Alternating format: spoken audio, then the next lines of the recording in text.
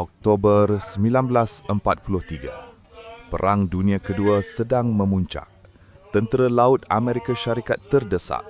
Mereka perlukan kelebihan mutlak untuk tewaskan kapal selam Nazi, U-boat yang mengganas di Lautan Atlantik. Di lembongan Tentera Laut Philadelphia, sekumpulan saintis genius, dikatakan termasuk Albert Einstein dan Nikola Tesla, sedang usahakan satu projek rahsia, kod nama Projek Rainbow. Misi mereka bukan nak buat kapal terbang laju atau bom besar, tapi misi mereka adalah untuk menjadikan sebuah kapal pembinasa seberat 1,240 tan haliman dari radar musuh. Secara teori, ia mungkin, tapi secara praktikal, mereka sedang bermain dengan kuasa elektromagnetik yang manusia belum faham sepenuhnya. 28 Oktober, suis utama dipetik. Generator gergasi mula memekatkan telinga. Niat asal cuma nak memesongkan gelombang radar, tapi sesuatu yang tak dijangka berlaku. Air laut di sekeliling kapal mula mendidih dan berbuih. Tiba-tiba, satu kabus tebal berwarna hijau neon mula menyelubungi kapal USS Eldridge. Ini bukan asap biasa. Saksi kata, kabus ni hidup. Ia berputar dan menelan kapal tu perlahan-lahan. Kelibat kapal mula jadi samar, macam Fata Morgana. Dan dalam sekelip mata, zas!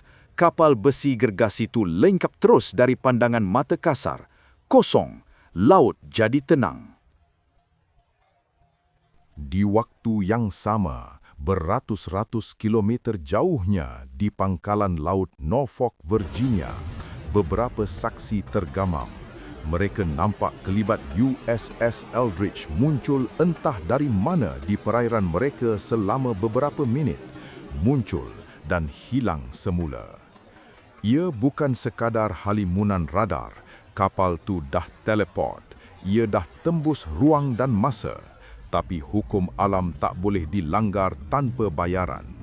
Bila kapal tu muncul semula di Philadelphia, keadaan di atas geladak kapal tu adalah definisi neraka dunia. Bila pasukan perubatan naik ke kapal, ramai yang muntah dan pengsan. Pemandangan di situ sangat mengerikan dan tak masuk akal. Ada kru yang terbakar secara spontan. Ada yang jadi gila menjerit-jerit tentang lubang masa. Tapi yang paling sadis adalah nasib kru yang berada di dek bawah. Molekul badan mereka dah bercampur dengan struktur kapal semasa proses teleportasi. Tangan bercantum dengan dinding keluli, kaki tertanam dalam lantai besi, tapi mereka masih hidup. Darah dan besi bersatu. Mereka merayu untuk dibunuh sebab kesakitan yang tak berbayang di akal. Fizik manusia dah hancur.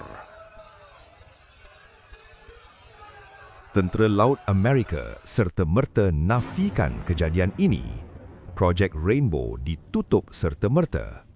Kru yang terselamat dikatakan telah dicuci otak, brainwashed supaya lupa apa yang jadi. Dokumen diklasifikasikan sebagai top secret.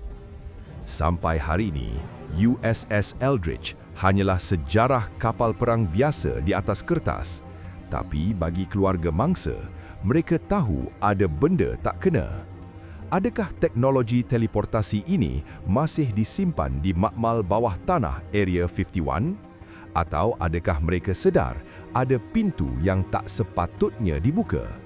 Fikirkanlah. Jangan lupa subscribe untuk fail sulit seterusnya.